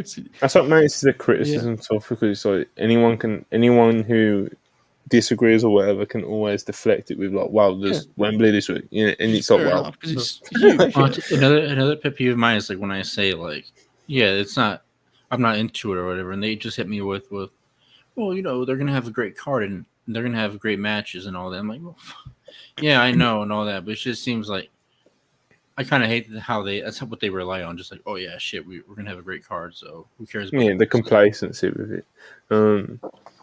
Kamala 499. Question from Manny: how many tickets would AEW sell for a show in Mexico, and could they run a stadium? They could probably run Arena Aztec. What is it? Arena Mexico or something like that. Probably no Arena Mexico. Anyway. Yeah, they can. Yeah. They got This is Manny. This is a big time gimmick for you. Like WrestleTix do their thing, but you're like the guest. You're the estimator. People bring shows to you, and you kind of ponder for a minute. You look up for a number. How's it gonna do, Manny? How's this one gonna do? Yeah, there's something. This is how we're wrapping up. This is the finale of the podcast as well. Yeah. So. Think about it, folks. They'll do 80K. They got Penta. 80K. No, I think because Arena. I think Aztec Arena can only fill only 80K anyways. So they're just gonna fill it up. What do you mean only 80K? Yeah. There's a lot of people, man. Wembley fits 100. I mean, Wembley's very big. So, I mean, Aztec Arena is like the biggest one in Mexico, isn't it? Yeah, I just think only's nonetheless. Yeah. But yeah, man, we're wrapping up, man. I appreciate everyone who's tuned in so far. Please like the video. I haven't plugged that nearly enough today. Please like the video, though. Subscribe if you haven't already. Turn on our post notifications for when we go live. Joe Horbert's weekly match guide is out now. Our weekly Joshi guide by Peps is out now. We've got a few features up on the site as well that have dropped over the weekend. What else have we got? Go check out our merch, our pinned tweet. I think that's it. I'm probably missing something. Of course, don't go live tomorrow, 7:30 p.m. Eastern. Our Japanese International Wrestling podcast, hosted by Parker and Jamie and Murph. The guys do a great job over there covering, like I said, international wrestling. So hopefully we'll see you there. And again, thanks for watching. Like and subscribe. Peace.